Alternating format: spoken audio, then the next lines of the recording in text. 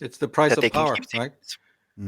It's the price of actual power. We all have these ideas. No, but it is like eyes wide shut. In order to get up to higher levels of real power, not the ones we think of that, we might be able to get through some ordinary Masonic handshaking and stuff like that.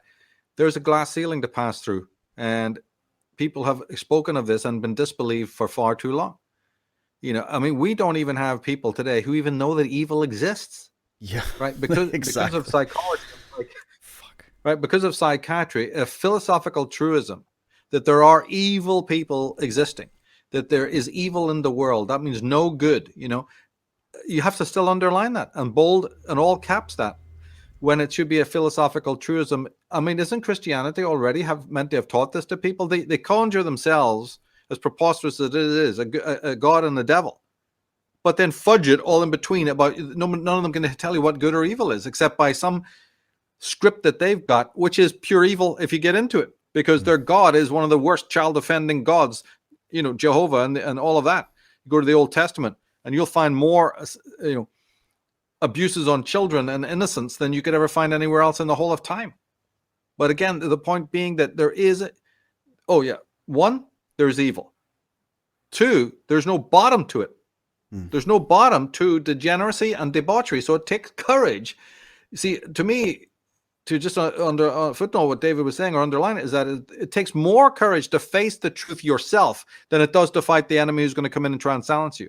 I've already gone through, right, an unspeakable journey to face the fact that such evil exists in my world. If I really own the world, if I realize that me and the world are one, then I have to look at the beauty and the good that is in my world, and of which I'm totally embedded.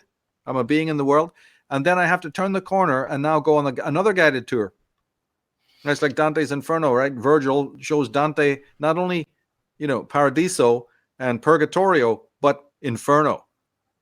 And there is no constitutional strength. There is no emotional strength. You're not worthy of saving shit unless you've been through the fires and came out sane. So that's why it's all holy work. Everything. And when you're doing your holy work, then what David said is right. Go ahead. Right? Go a fucking head. And I will not go down fucking easy. Right? My fucking mentors are people like Vlad the Impaler. All right? Yeah. I'm not going to just get pushed over by a fucking finger in my face. Right? I don't have no fear of you fuckers. In fact, at the ultimate goal, if there was more brave people out there, spreading the word, they'd be quite in fear. And more than that, if a group of, say, 10, 15 assassins came together, to take care of these motherfuckers outside court, that's less bother with a court. Just a mere fucking rumor that you've molested a child. Where are the men of this fucking world? Taking them out. Go, well, he just disappeared. Actually, like it used to be in, other countries. I don't want to mention it, but it's like, that guy just disappeared. We never fucking seen him again. Oh, you mean the one that kept on raping all the chicks in the local area? Yeah, where is he now? Fuck, nobody knows. Right? What do you need courts for? Have some fucking balls, have some fucking, you take them out. Ninja style. You'd soon see pedophilia and other crime rates. It's like that more guns, less crime concept. It's provable, statistical. There are solutions. Michael Tsarion is telling you there are plenty of solutions. But you would have to might violate their rights. Yeah, well, I'm just about to fucking violate their rights. Since they're fucking violating the rights of children, then you don't have any rights as far as I'm concerned. It's all kid gloves off. And this is especially true if you see that the system is complicit, right? Yeah, in not only giving them light sentences, and all the rest of it, but letting people who've already been arrested and charged, letting them off light, and passing rules that the sicko parents can now have their children back. And then to top off what I've said, for many, many years I've used this term, and people have laughed. I've even had emails, mocking it, constitutional psychological inferiors. Because that word, like, it's just to back up what I've just been saying. You and me cannot use the word inferior.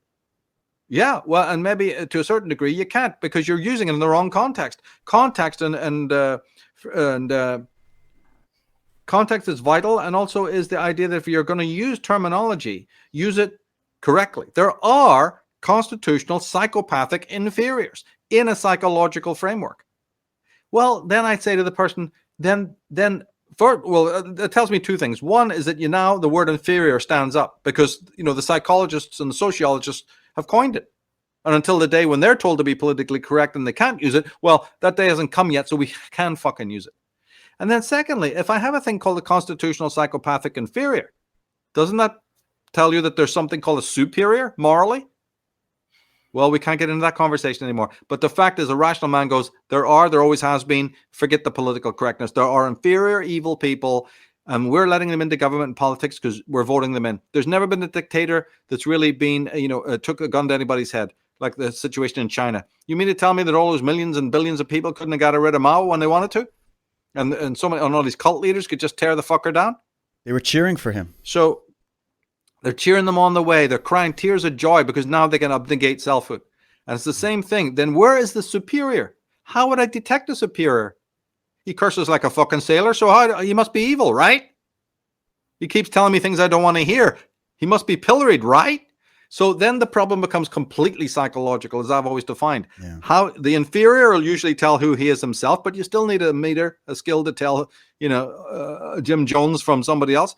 And the more important problem, which I think is one of the key problems here, is how do I tell a superior person? Have I lost that? My parents didn't teach it to me. My church didn't teach it to me. So then you go around with this abscess inside of you, like a missing organ. And you are actually crippled because you know that if you were ever brought to be a Solomon to decide, which baby to cut up, which mother to believe, which decision to be right, you're not up to it.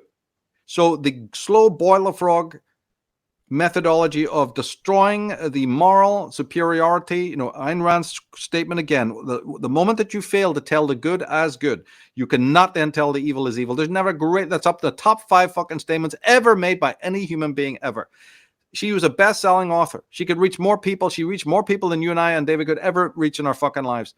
They all went back to sleep. So the problem is severe, but the courageous man goes, no, I'm going to continue. But then I grasped this psychological fact. The word inferiority is sacrosanct.